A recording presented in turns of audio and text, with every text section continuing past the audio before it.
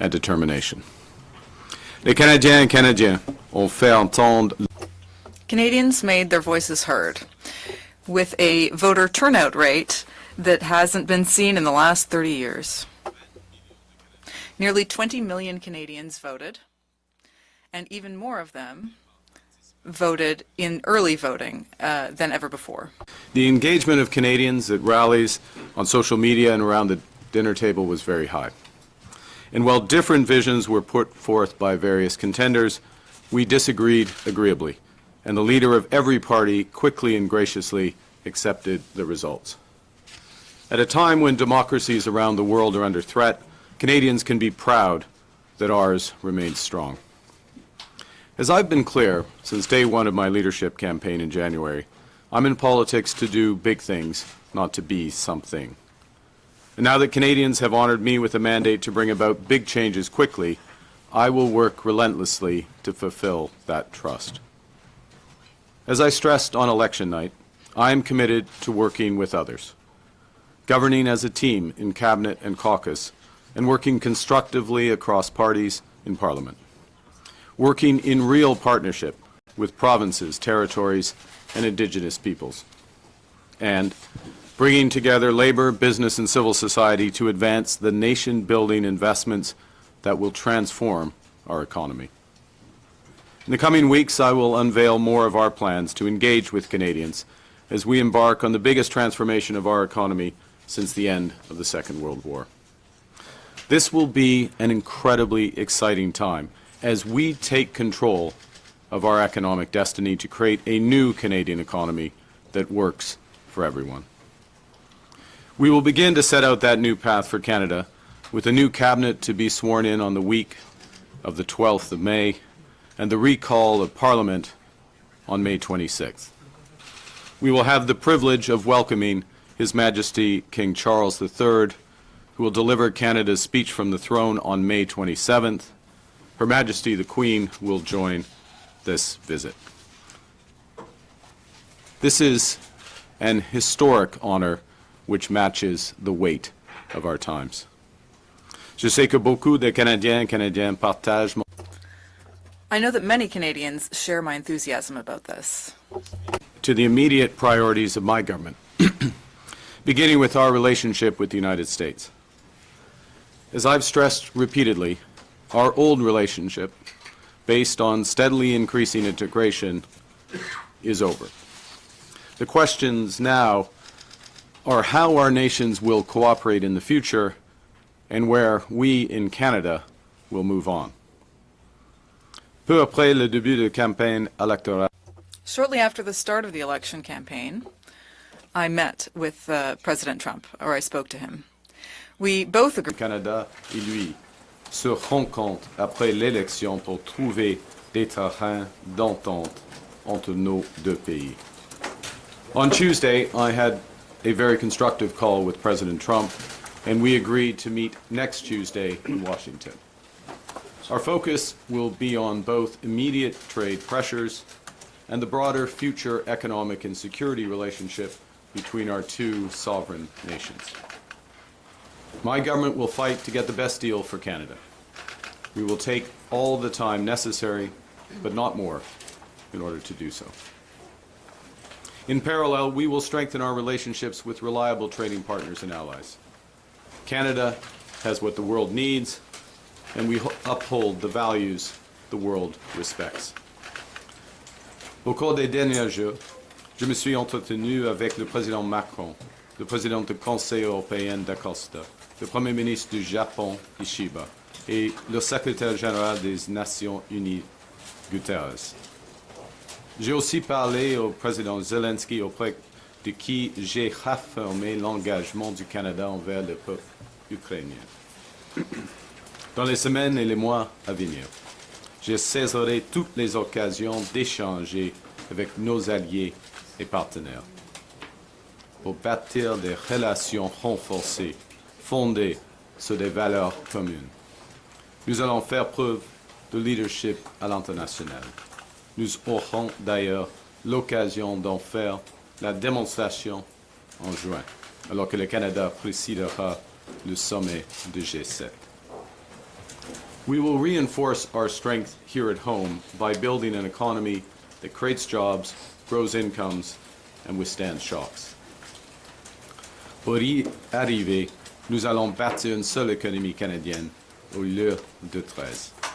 D'ici la fête du Canada, mon gouvernement aura contribué à l'atteinte de cet objectif.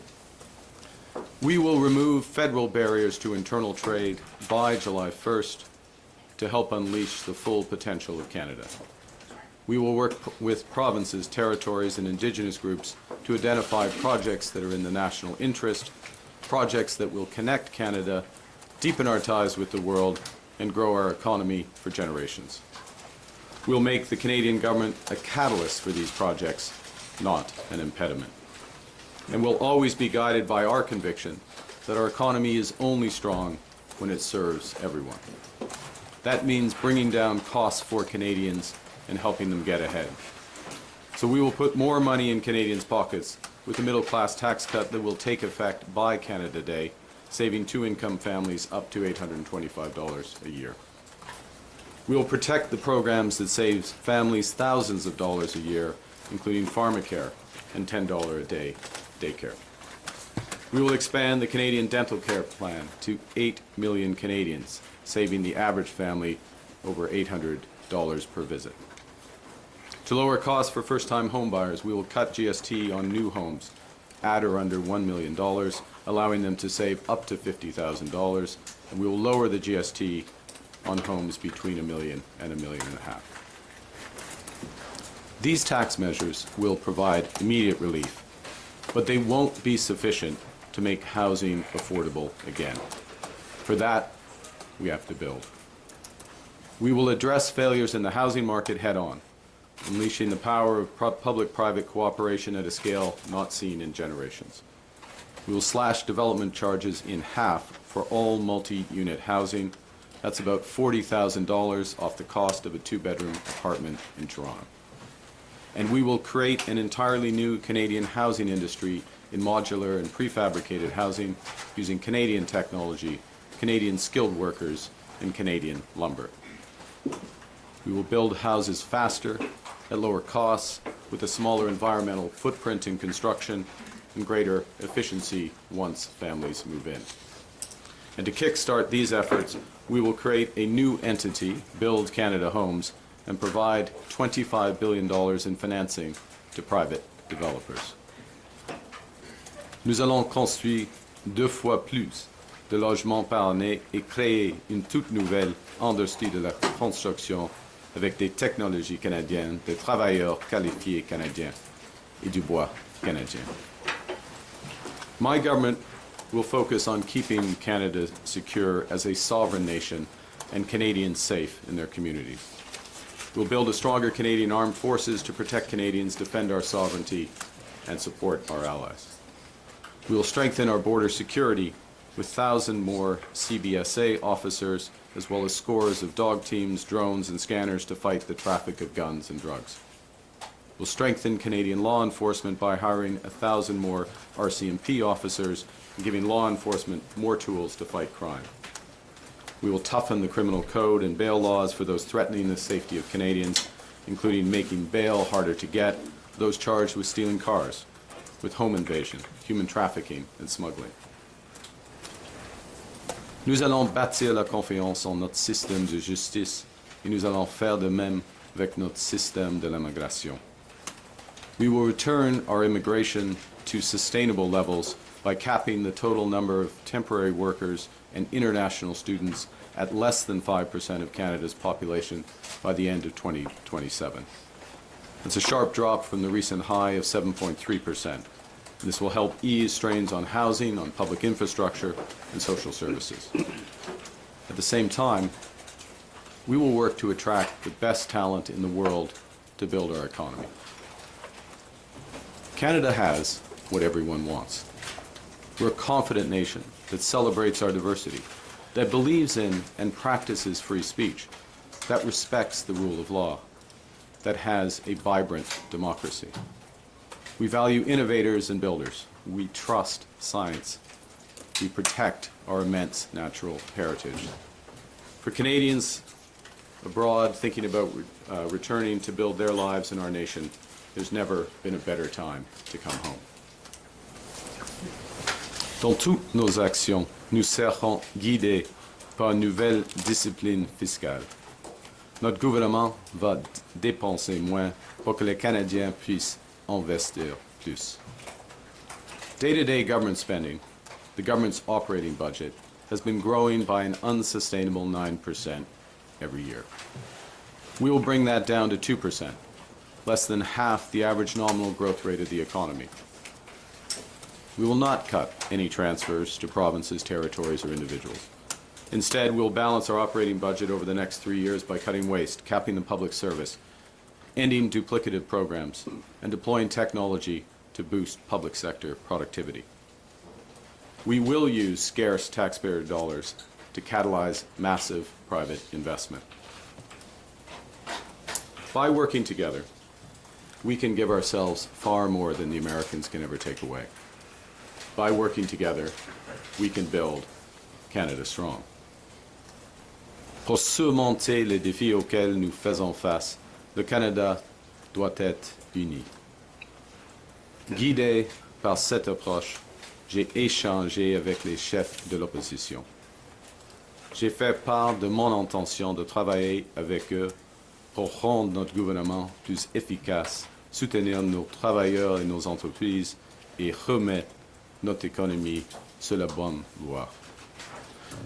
J'ai aussi échangé avec les premiers ministres des provinces et territoires qui sont des partenaires essentiels du gouvernement fédéral.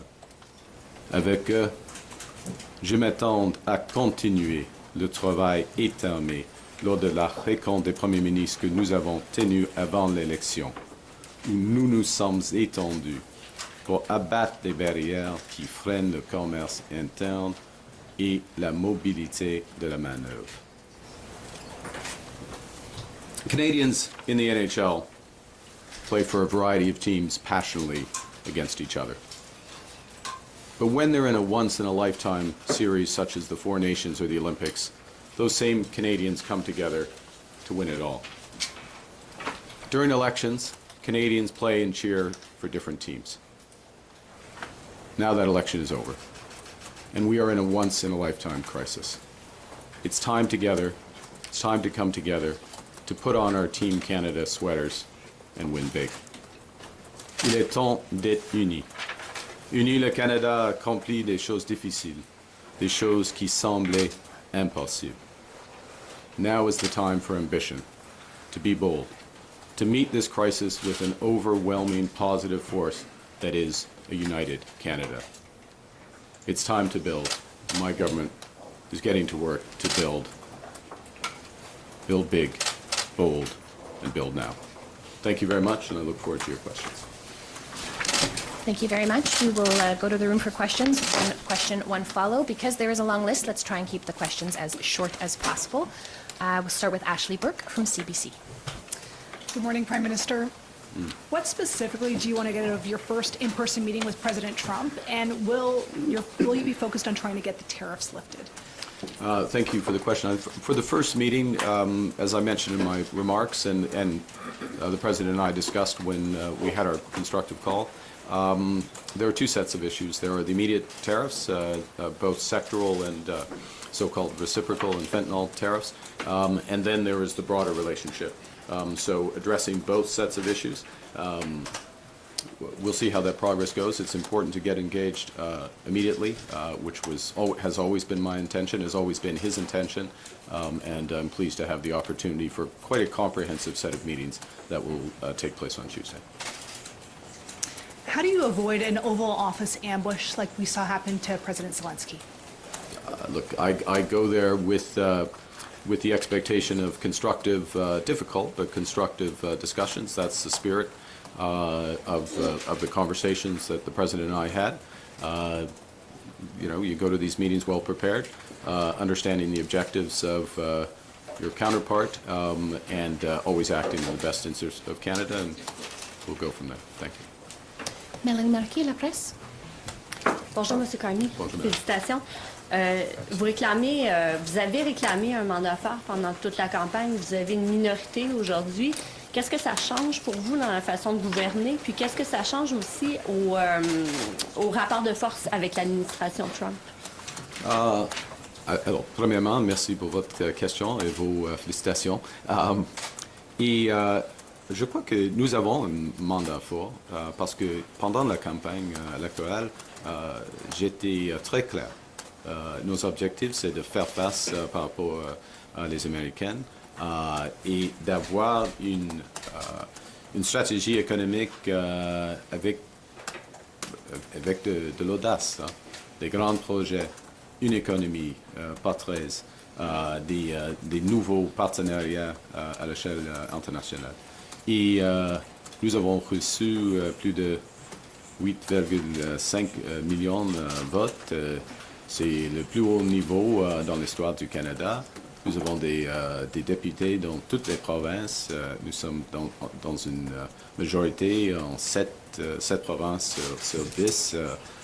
Nous avons le niveau des députés le plus haut au Québec, par exemple, depuis 1980, je crois, et le niveau le plus grand dans l'histoire de la Colombie-Britannique, par exemple.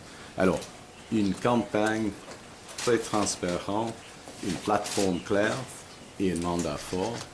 Mais, cela dit, il faut travailler avec le Parlement et surtout avec le Québec et avec les provinces et les territoires afin de mettre en œuvre ces objectifs, cette plateforme. Mais juste par rapport à ça, est-ce que ça change votre rapport de force par rapport à l'administration Trump? Puis Je ne crois pas. Je ne crois pas. Je vais poser en même temps ma question de suivi. Oui. Vous avez une minorité. Est-ce que vous seriez intéressé à accueillir au sein du caucus libéral des députés d'autres partis? Puis est-ce que des tentatives qui ont déjà été faites en coulisses pour les convaincre de traverser la ligne? Je crois que, comme j'ai dit, mon mandat est fort. C'est fort. Nos objectifs sont clairs. Et par exemple, j'ai eu des conversations une conversation très constructive avec M. Blanchet en ce qui concerne la stratégie pour le Canada et une conversation constructive avec M. Poiliev en ce qui concerne notre stratégie par rapport aux Américaines. Si je me dis, il n'y a qu'un Premier ministre et nous avons des objectifs assez similaires. Alors, c'est un mandat fort pour moi et en ce qui concerne les négociations avec les Américaines, c'est clair pour M. Trump, qui est le Premier ministre du Canada. Alain Buzzetti, le compte Oui, doit être bonjour, neuf- M. Carney. Bonjour. Bonjour. Vous savez bien, M. Poiliev n'a pas gagné son siège. Il va donc essayer de revenir au Parlement en demandant à quelqu'un de lui céder le sien. Vous aurez, vous, à déclencher une élection partielle. J'aimerais savoir quelle sera votre réflexion pour choisir la date de cette partielle. Est-ce que ce sera le plus tôt possible ou on le laisse attendre jusqu'en novembre? J'ai déjà indiqué à M. Poiliev que je vais déclencher une élection partielle si c'est la décision du Parti conservateur aussitôt que possible. Simple. I've already indicated to Mr. Poiliev that if it's the decision of him and the Conservative Party to trigger, if I can put it that way, a by-election, I will ensure that it happens as soon as possible. Okay. No games, nothing, straight. OK. Et donc, je n'aurai pas de supplémentaire là-dessus, mais vous avez dit aussi que vous allez demander au roi de venir. Vous avez dit aussi que vous allez demander au roi de venir lire le discours du trône. Oui. Comme vous le savez, vous avez gagné beaucoup de sièges au Québec parce qu'il y a bien des nationalistes qui ont accepté de vous prêter leur vote, un vote qu'ils auraient peut-être donné au Bloc québécois autrement. Des nationalistes qui ne sont pas nécessairement en amour avec la royauté britannique. Comment croyez-vous que ça va être reçu et comment leur expliquez-vous ça? C'est simple, puis le roi, premièrement, j'ai demandé au roi et Sa Majesté, il l'a accepté. Alors, il va assister à l'ouverture du Parlement. Ça, c'est clair. Et c'est cette situation, cette décision souligne la souveraineté du Canada. C'est absolument clair. C'est un message très clair par rapport aux autres pays à travers le monde. Et c'est un honneur. Merci. I made, to be clear, I made the request of His Majesty, and he has accepted. He will open Parliament with the speech from the throne, and that is a clear. It clearly underscores the sovereignty of our country. In what way, though? En quelle façon ça souligne la souveraineté de demander au monarque de notre pays? C'est la troisième question. Yeah, my question was cut off. Okay, yeah. In what way? It underscores the. This is the ultimate head of state, which underscores the. You know, one of the points I made. I'll answer it this way. Quand je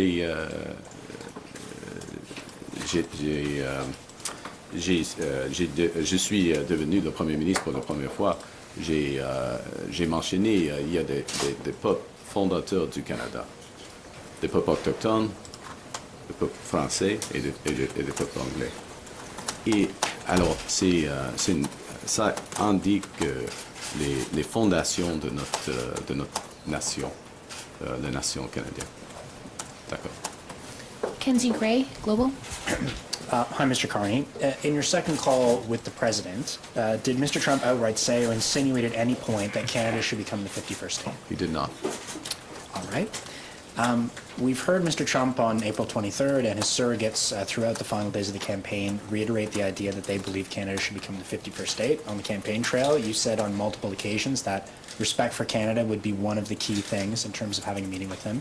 Do you think over the past few days we have seen respect for Canada from the Trump administration? Look, I would.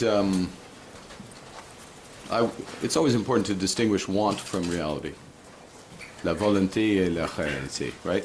What someone wants and what is reality, and what the Canadian people clearly have stated, virtually without exception, is this will never ever happen.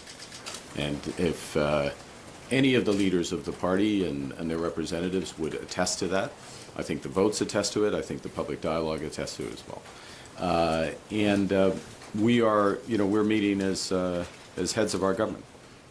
To discuss that partnership. Now, I'm not pretending those discussions will be easy, or they won't proceed in a straight line. There will be zigs and zags, ups and downs. But as I said in my remarks, I will fight for the best deal for Canada, and only accept the best deal for Canada, and take as much time as necessary. Davis Labrie, iPolitics. Hi, thanks for taking our questions. Just one from me to try and squeeze some more reporters in. But to my colleague's point, the White House's public position has continued to be that Canada should be the 51st state. You yourself have said that Donald Trump is trying to break Canada. Considering all that, how can you expect good faith negotiations when you travel to Washington next week? Look, I think first I've had the direct conversation with him on whatever day it was, Tuesday, I guess it was, a couple of days ago. And we agreed to have those negotiations. Very clear discussion between us, as I said, very constructive. I would say the time allocated to our meeting and the seniority of he's the president, so that's as senior as you get, but the other members of his administration who will be assisting at those meetings suggests the seriousness of the discussions. Again, do not expect white smoke out of that meeting. There'll be white smoke probably later somewhere else in the world this month, but do not expect that. But so that's the first thing, is just the level of the direct dialogue, the discussion, the level of people there. The second point, I'll make it quickly, and thank you for restricting the question so others can get in, is that he respects, as others who are good negotiators, and he's one of the best negotiators, they respect strength. That's why we're building Canada strong. There's lots of reasons to build Canada strong, but the point is, and I will make this point repeatedly, we have more than enough to do here at home. That point about we can give ourselves more than the Americans can take away is absolutely right. We can have a bigger boost to our economy, to incomes, to jobs, by focusing on building one Canadian economy, by building these nation-building projects, by focusing on getting productivity up, by reducing government waste, by driving investment in this country. And so that is a good in and of itself. We're going to focus on that. while we have these negotiations with the Americans. And if the negotiations with the Americans take longer, so be it. We've got more than enough to do here. Kyle Duggan, the Canadian Press. Mr. Carney, will you be pursuing a formal governing pact of any kind with the NDP? No. Short And- answer, no. And why not? Why? That's my response. Is we campaigned on a very clear set of objectives, very clear policies to back those up, and we received the highest number of votes in Canadian history. Yes, it is not quite a majority, but highest number of votes. As I said moments ago, majorities in 7 of the 10 provinces, seats in all the provinces, highest vote totals and deputy counts in a number of those provinces. And it's also a style of governing as well, which is in order to do what we need to do as a country, we will need to work in partnership with all the provinces, with Indigenous peoples. Yes, obviously, by definition in Parliament, we will need to get majority support to pass legislation. But this is legislation that Canadians, or at least we will be putting forth legislation that's consistent with our platform and consistent with the requirements of the time. And I will remind that it's not just words. We are in a crisis. If you look at, the terrible manifestation of that today in Oshawa for the GM workers, 2,000 GM workers, and I'll just express my deepest sympathy for them and their families. A very difficult time. We are committed to supporting workers. All the dollars from our tariffs going to support workers. Fighting hard for our auto sector, all our sectors in these negotiations with the Americans, and making sure that companies act in true partnership as well in maintaining employment and investment in Canada. And if not, there will be consequences for those companies. Thank you. Louis Blouin, Radio-Canada. Bonjour, Monsieur Bonjour. Carney. Est-ce que, dans votre vision des négociations qui s'en viennent avec M. Trump, d'après vous, est-ce qu'il faut que les tarifs américains soient levés avant que vous commenciez à négocier un accord économique global avec lui? On verra. C'est une option. M. Blouin, dans un sens, je ne veux pas négocier au public, en effet. Il y aura des discussions difficiles en ce qui concerne, par exemple, les tarifs, selon nous, les tarifs de fentanyl. C'est pas clair pourquoi ils sont encore en place. Mais ce sera une négociation complexe. D'accord. The essence of my answer was I don't want to negotiate in public, so I'm not sure I need to add the other words that were around it. But look, it is complex. Particularly, there are examples where, certainly from our perspective, the fentanyl tariffs, were not merited to begin with, but are even less merited given all the steps that the government of Canada has taken and the progress that's been made. This will be a broader discussion, and it's one of the cards that they have, and therefore we will see how it plays out. D'après vous, qu'est-ce que Donald Trump veut dans cette négociation? C'est une des questions de discussion, parce qu'il y a, il a quelques objectifs, équilibre dans la balance commerciale, premièrement, l'arrêt de fentanyl, deuxièmement, et puis l'augmentation des dépenses militaires, troisièmement, et puis mais les objectifs américains changent de temps en temps. Il y a une volatilité des objectifs américains. Alors, mais pour nous, c'est une question d'avoir un accord gagnant-gagnant avec eux dans un monde qui devient plus divisé et dangereux. Et alors, il y a des secteurs stratégiques pour les Américains et le Canada. Et une des questions, c'est, OK, est-ce qu'on va coopérer dans ces secteurs, y compris, par exemple, les minéraux critiques, le secteur automobile, l'aluminium. Il y a des exemples, dans l'énergie, par exemple, où est-ce qu'on va diviser le marché dans l'Amérique du Nord? C'est pas clair. C'est pas un bon choix, la deuxième. Ça c'est clair. Mais s'il veut, le Canada a d'autres options. Ça, c'est clair. Ça, c'est clair. We'll have time for one more very fast question. Catherine Levesque from the National Post. Okay, I'll try to make it two very fast. That's the spirit. That's the spirit, Catherine. Your That'll get party- me coming back. Your party picked up seats across the country but lost a few seats in Ontario. Why do you think that is, and did those seats cost you your majority? Well, I think arithmetically, yes, but we could pick other, other seats that went various ways.